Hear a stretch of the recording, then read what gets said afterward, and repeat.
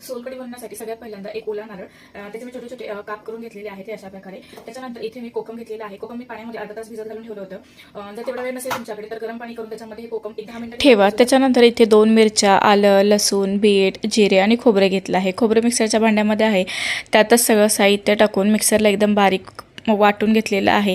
त्याच्यानंतर चाळणीवरती एक सफेद कपडा ठेवून किंवा रुमाल ठेवून त्याच्यामध्ये सोलकढी काढून घ्यायची आणि व्यवस्थित अशी पिळून घ्यायची। राहिलेला खोबऱ्याचा चोप परत मिक्सरच्या भांड्यामध्ये टाकायचा, त्याच्यामध्ये थोडंसं पाणी ॲड करायचं, परत मिक्सरला फिरवून घ्यायचा आणि असं 2 ते 3 वेळा करून घ्यायचं। आणि हे केल्यानंतर आपल्याला अशा प्रकारे सोलकढी मिळते।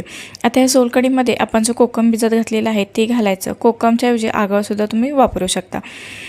कोकम मी अर्धा तास अगोदर पाण्यामध्ये भिजत घातलं होतं, त्याचा जो रस निघालेला आहे कोकमचा तो ह्याच्यामध्ये ॲड केलेला आहे।